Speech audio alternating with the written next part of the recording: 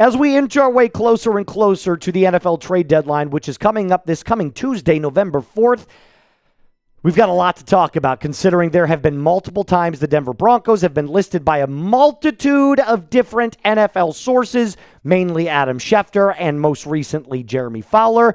So I've compiled the final 3 targets that I believe would make not only the most sense for the Denver Broncos, but the ones that the Denver Broncos, in my opinion, are going after the hardest. There are 3 names that I'm going to give you. Now, we're going to start, of course, with Adam Schefter and what he had to say about the Denver Broncos and this upcoming trade deadline. Here's what Schefter said on his most recent podcast, which was filmed on Tuesday, released on Wednesday.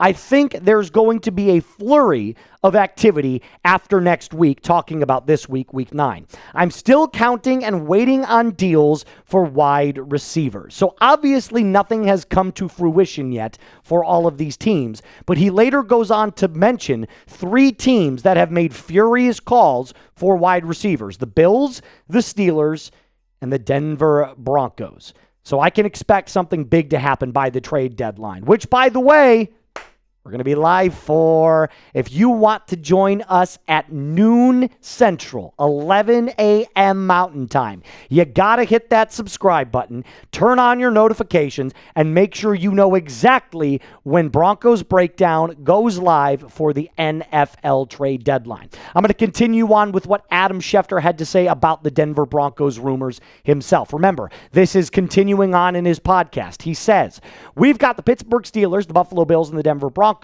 and other teams that have made calls about wide receivers. The New Orleans Saints are sitting on a collection of wide receivers in which I think at least one will be dealt.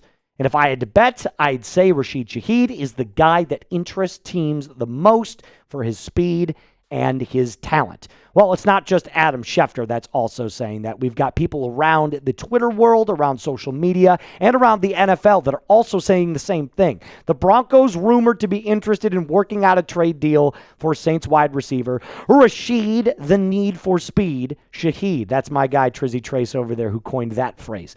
So let's start off the list with Rashid Shaheed, because we've seen his name thrown out a lot of times. We have to do a little bit of a breakdown and talk a little bit about what we see from this guy as a player, because truthfully, when I say deep threat of the NFL, that is my guy. He is truly the definition of stretch the field, bomb it deep, and find the end zone. He can stretch the field better than most wide receivers in the NFL.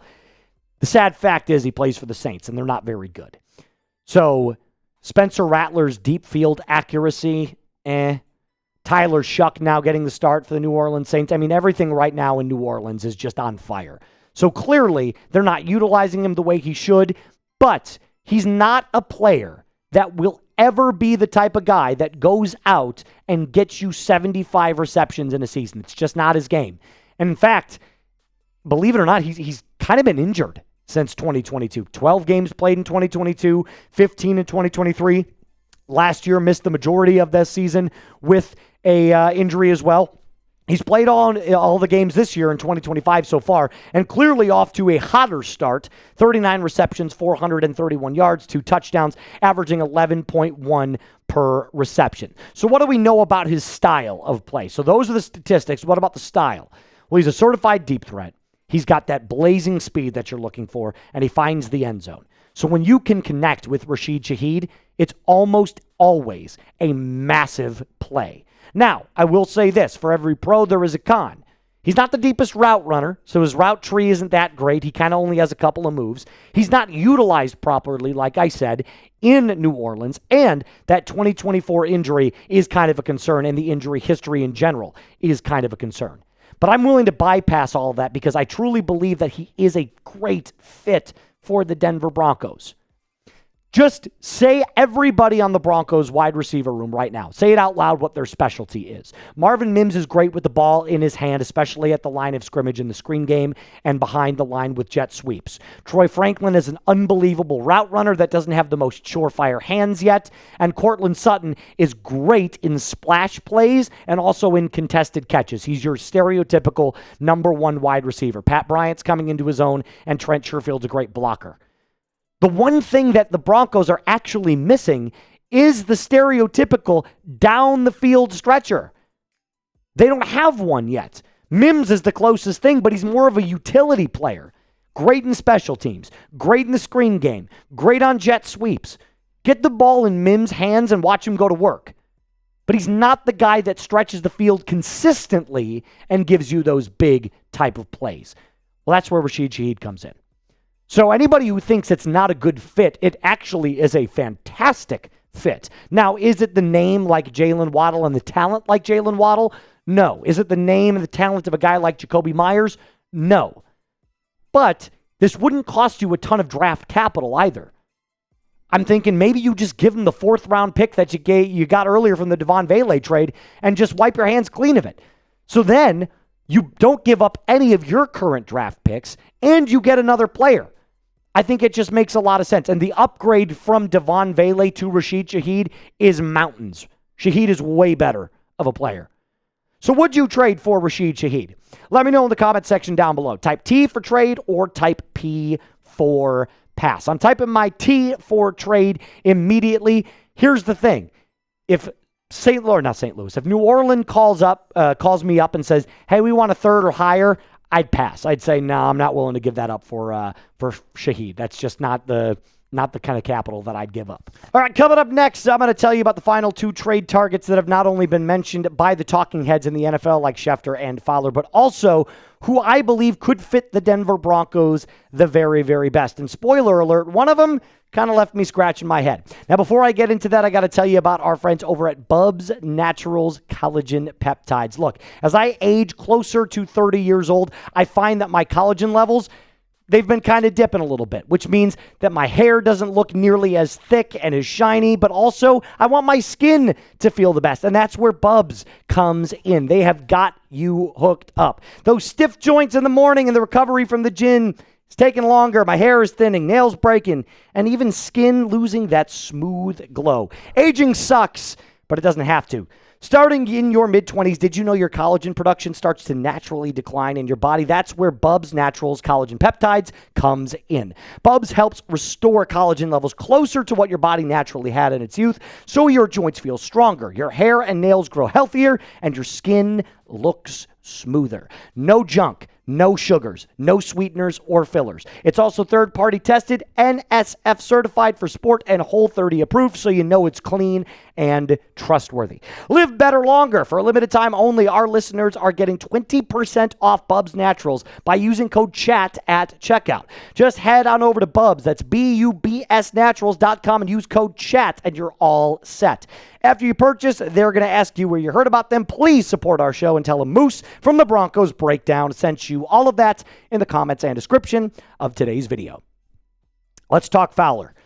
So Jeremy Fowler and Adam Schefter, they kind of compete for breaking news. Fowler has a lot of good inside information. Adam Schefter is obviously the bigger name, but Fowler does get a lot of things right. And he was recently talking about the Denver Broncos, but he went in a different area. He did list a pass catcher, but he also listed an offensive guard. Let's start with the pass catcher because that's the sexy one, right? That's the bigger name. Jakobi Meyers. Whoa. Time out, Moose. He's in the same division. He's our rival. He plays for the Raiders. Well, believe it or not, crazier things have happened. Interdivision trades happen all the time. And believe it or not, there might be a connection that the Broncos have to Jakobi Meyers that might indicate it might be easier than you think. Here's what Jeremy Fowler said on Jakobi Meyers. Teams I have talked to believe that Meyers has a decent chance to be dealt, possibly the best chance among available wide receivers. So keep your eye on that. Las Vegas has received interest in the 7-year veteran, and my sense is the Raiders want a strong pick for Meyers. Several teams are believed to be in the receiver market, most notably the Steelers and possibly the Broncos and Bills. Meyers clearly wants out, and the Raiders are in a transitional phase. Remember when I said there was that connection to Jakobi Meyers? Here it is. Mitchell Renz, our Raiders host, who does an excellent job over there on the Raiders Report for a really dog water football team, claims that Brian Starks, who worked for 13 years with the Denver Broncos, still has that Denver connection. So clearly, he could call up John Spytek over there in Las Vegas and say, hey, what's it going to take to get Jakobi Meyers? Maybe it is a third-round pick. Maybe it's a second-round pick. Jakobi Meyers is one hell of a player. Really, really good. I would love Jakobi on this team. If you had to pick between Jakobi Meyers and Rashid Shaheed, the better talent is Jakobi Meyers. The better fit might be Shaheed, but Meyers is a true number 2. He would be right behind Courtland Sutton, and he would be excellent. Now, as a number 2, where does he stack up against one of the bigger names like Jalen Waddle? Well, it's not nearly as good, but for what you're getting from Meyers and from Waddle, Meyers isn't that much further behind. And think about this. How much worse are the Raiders than the Dolphins? In quarterback play, it's a lot. And Tua has played awful this year. That's how bad Geno Smith has been. He leads the league in picks. But 11.3 per reception, 329 yards, 43 targets. This is a guy that is craving good quarterback play. You know who he's craving? Bo Nix. Bring him home. Bring him to Bo. Bring him to Mile High. I would take it in a heartbeat. He's an excellent route runner. Is he the most talented player in the league? No, of course not. But what this guy offers you is basically kind of like Courtland Sutton light. Like run the route, 6 or 7 receptions, 70, 80 yards. He can absolutely do damage under the right system. And Sean Payton's system could be the right system for Jakobi. All right, let's talk about the last trade target. Probably a name you haven't heard of before, and that's okay. Ben Cleveland. So Ben Cleveland is the backup guard right now for the Baltimore Ravens. And Ben Solak of ESPN, he's an ESPN reporter for the NFL. He was talking about this, and interestingly enough, he and Fowler collabed on this part of the article. And he said, Ravens guard Ben Cleveland. The Broncos could be looking for depth at the guard position following the injury to Ben Powers, whom they signed to Baltimore, or who they signed from Baltimore 2 years ago.